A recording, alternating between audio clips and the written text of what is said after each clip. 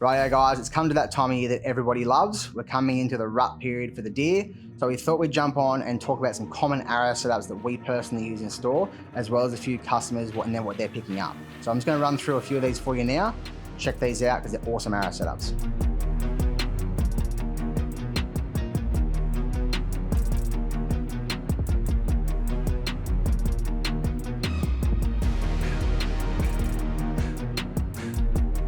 Righto guys, so across the board here throughout these arrow combos, you're primarily going to see it's a Nexus arrow shaft that with a strong outside up front. That's for most of these setups. It's very paramount for any type of hunting to have a strong arrow with some strong stuff up front. So obviously the outside systems, really strong, provide a lot of strength when you're taking those shots that may be quartering on for deer and stuff like that.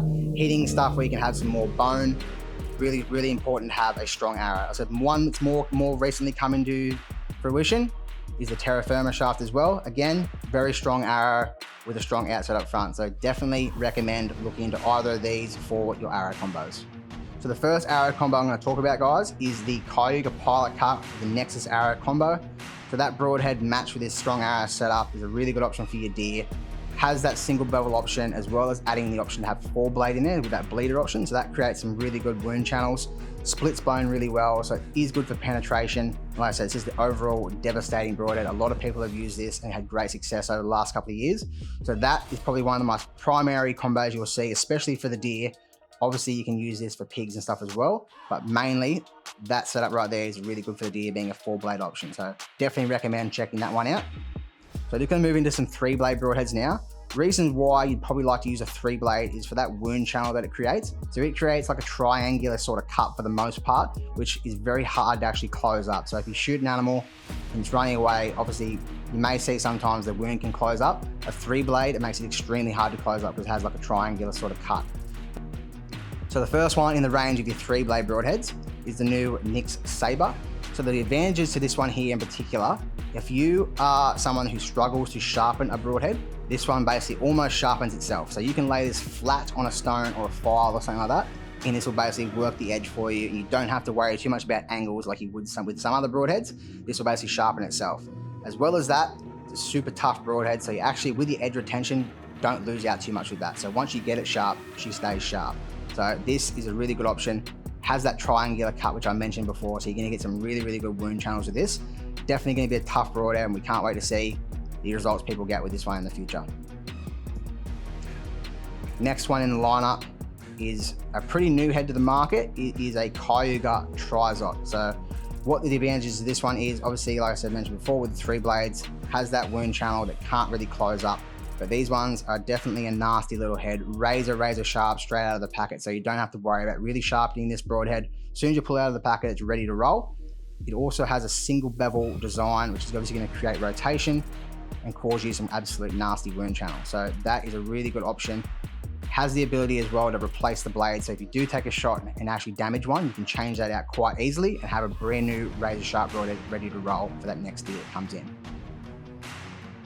So the next one in the 3 blade lineup is a Terra Firma Gladius. This has been extremely popular over the last couple of months for obvious reasons.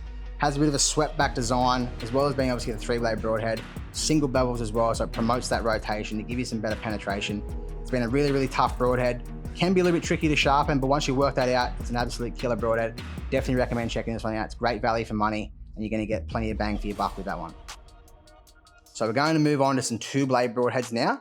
So what the advantages of a 2 blade are is obviously that they're an extremely reliable broadhead, generally pretty easy to sharpen. And I said, they just get the absolute most penetration that you can ask for. So these setups I'm going to talk about are definitely tried and tested. I can't recommend them enough. Check these ones out. They're going to be really good broadheads.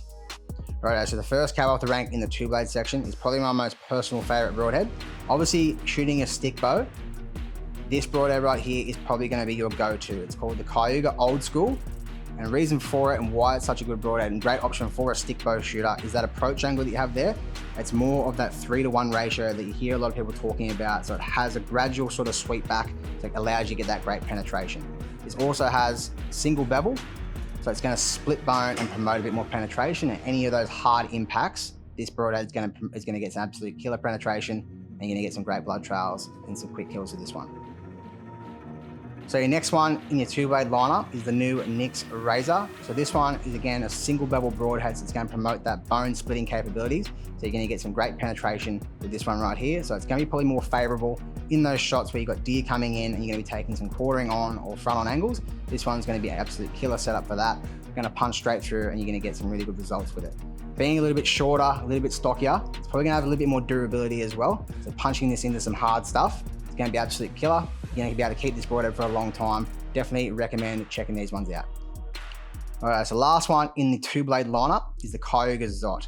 So this one is basically like putting a hot knife through butter. It's absolutely devastating penetration. Again, reasons for that is that approach angle there. As you can see, it's more of that sort of 3-to-1 ratio.